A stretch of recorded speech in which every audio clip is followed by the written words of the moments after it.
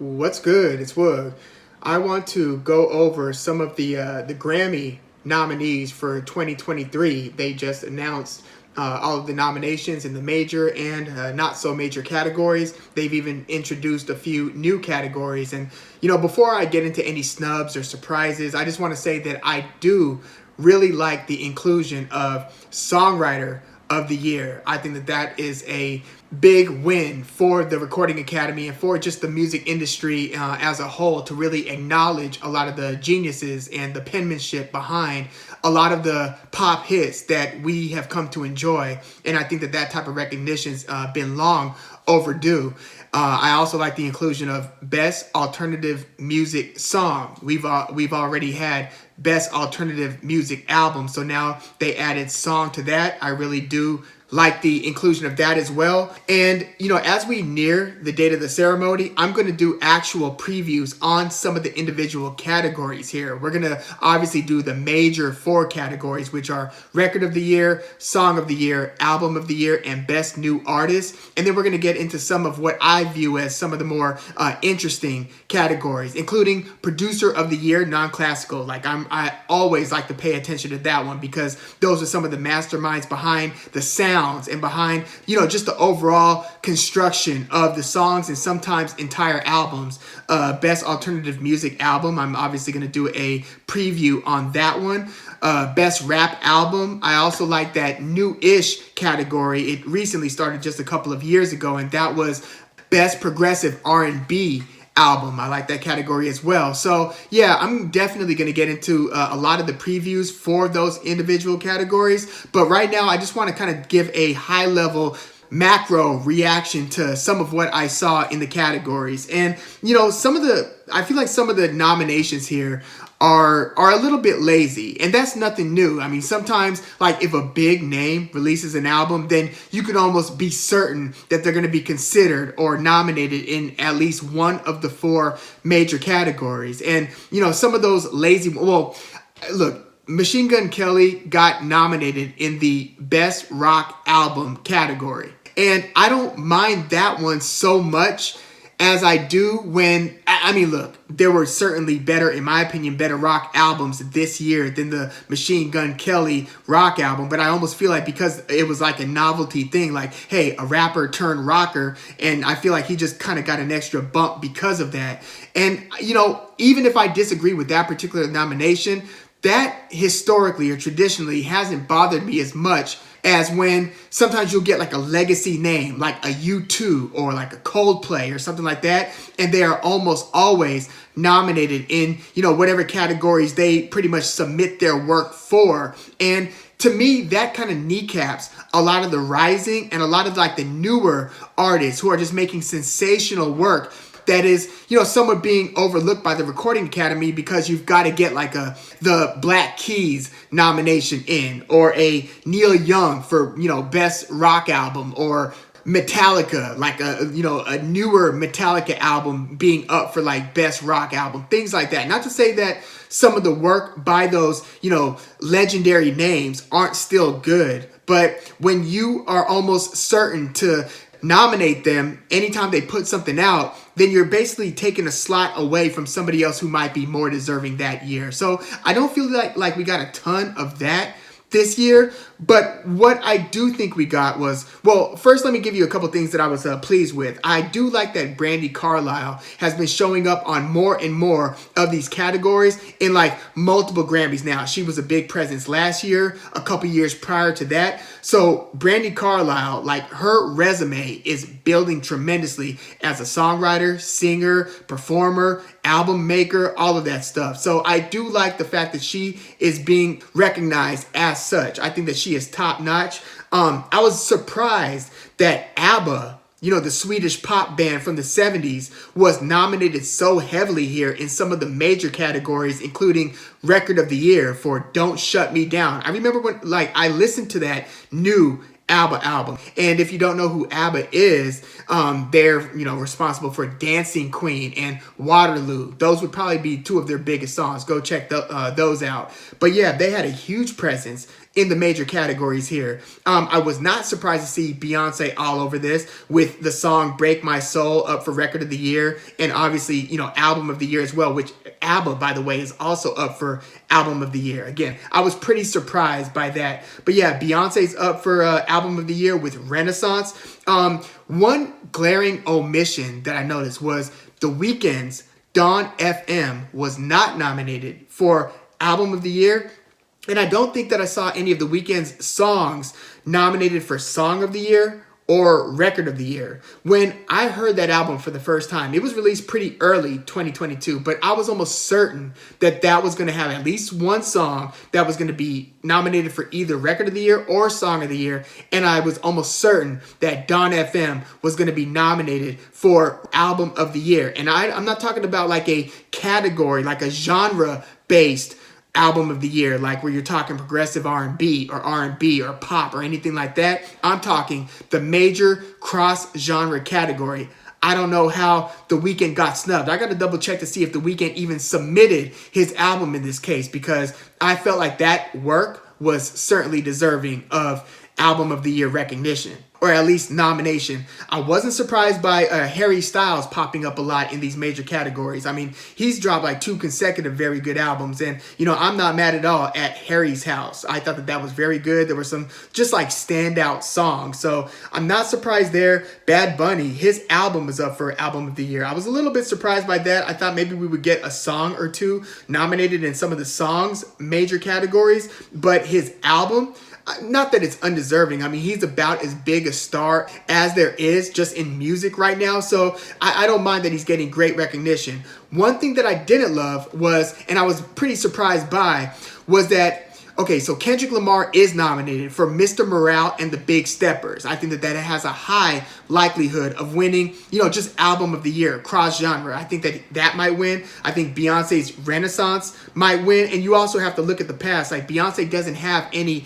Album of the Year win in the Grammys in her career thus far. So that would be a big deal if Beyonce were to win Album of the Year. But yeah, I think Kendrick Lamar has a live shot at this one. I think that Adele's 30 has a shot at Album of the Year, and I think that Adele's Easy on Me has a shot at Record of the Year. But when it comes to the different songs that Kendrick Lamar put up, I thought that there were so many songs off of his Mr. Morale and the Big Steppers album that were more worthy of Song of the Year or Record of the Year consideration, rather than the song that has been popping up in those categories this time around, which was The Heart Part 5. That was a single that he had released where his face is changing into, you know, everybody from Kobe Bryant to Nipsey Hussle and so forth throughout the video. And, you know, he had dropped it right before he released his album. And then, you know, I thought that it was going to be on the album. I thought that that was maybe the lead single from the album until he released the album. Then I'd come to find out, oh man, he didn't even put that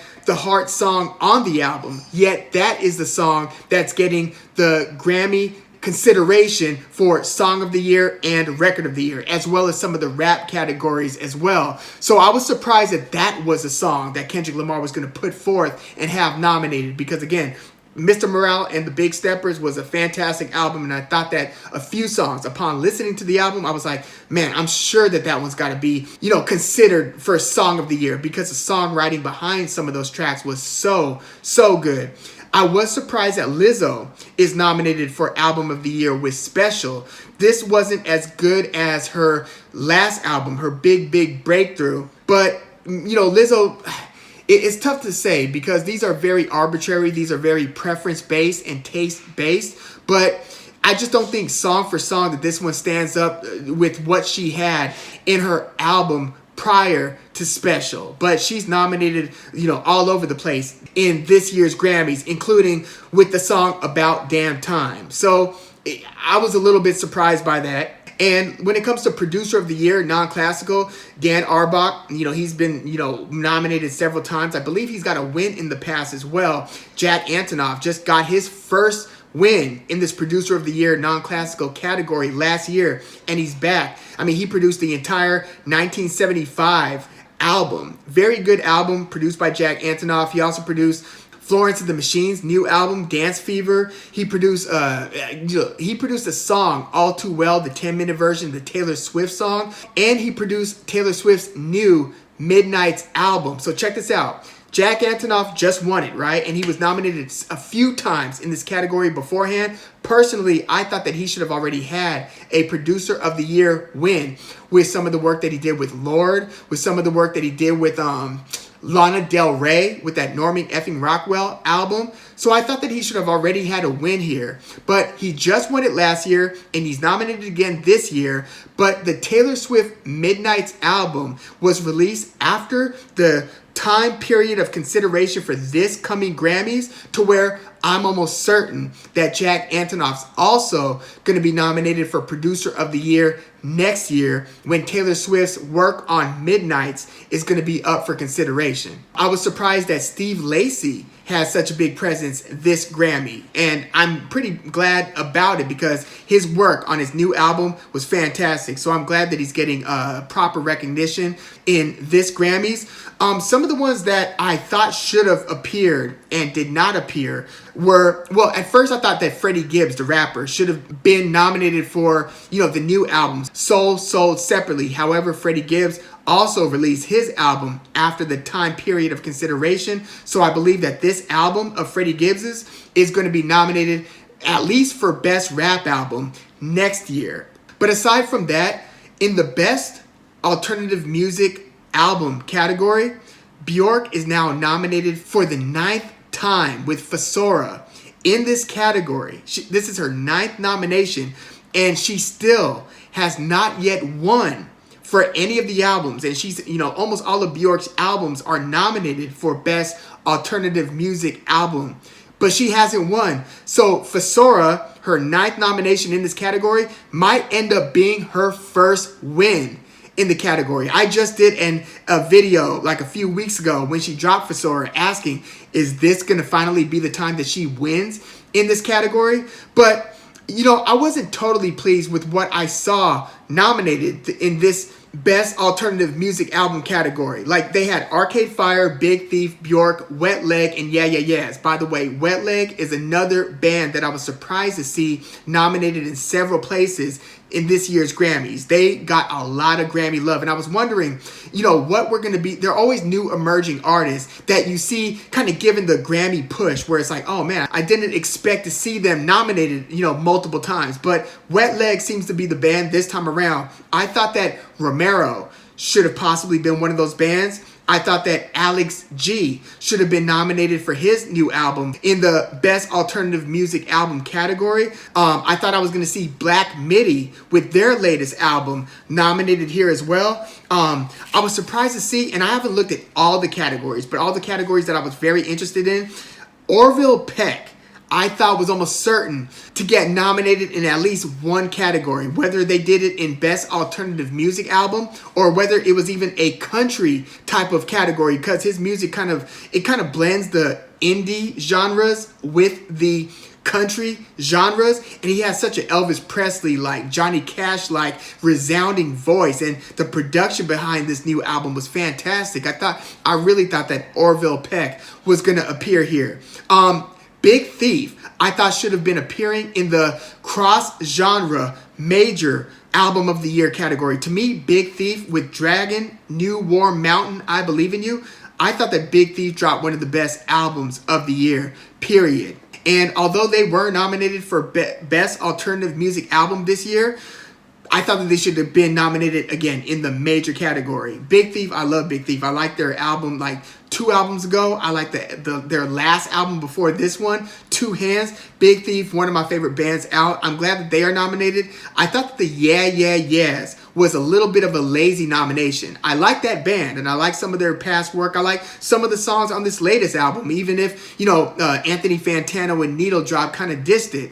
I don't hate their new album. I just thought that there were so many alternative music albums, because you're talking about all the sub-genres of indie and non-indie if you're talking about the traditionally alternative rock style. So you've got like punk, post-punk, you've got, you know, dream pop, you've got chill wave, you've got shoegaze, you've got folk rock, you've got, you know, electronic rock, you've got electronic pop, indie pop, you've got, you know, even indie soul. You've got so many different categories that can be considered in best alternative music album. Way too many good albums this year for the Yeah Yeah Yeahs to have been nominated here. So again, I was surprised that there was no Orville Peck. I was also expecting to see Beach House. I was expecting to see maybe King Gizzard and the Lizard Wizard. I thought that this new band, Soul Glow, was going to pop up in one of these categories. Maybe one of the heavier rock categories, or maybe the alternative music album category. I thought that the rapper Jid should have been nominated in Best Rap Album for his latest album, Jid, from J. Cole's Dreamville label. His new album, I thought, should have been nominated. But instead, we got DJ Khaled, we got Future, we got Jack Harlow, Kendrick Lamar. I agree with that one. Pusha T, I agree with that one. I thought that the Jack Harlow album category for Come Home, The Kids Miss You, I thought that that was a bit of a lazy nomination. I was kind of hoping to see Simba pop up, but I get it. He's not popping enough yet. He's still kind of emerging. But I did think that Jid should have been there. I thought that Kid Cudi's latest album should have made it in one or more category. His latest album, if you haven't heard the Kid Cudi, it was surprisingly fantastic.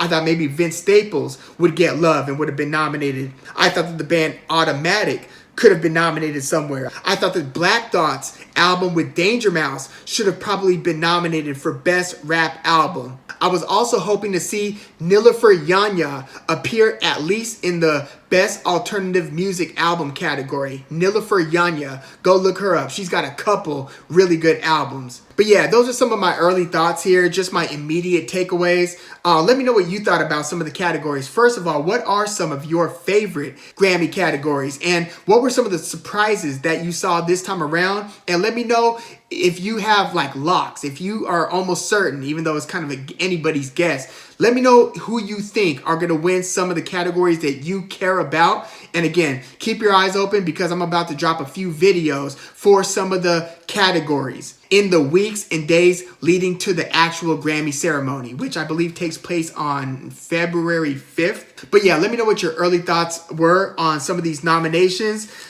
Please like the video, subscribe to the channel if you love music like I do. I'm Woog. Thanks for tuning in.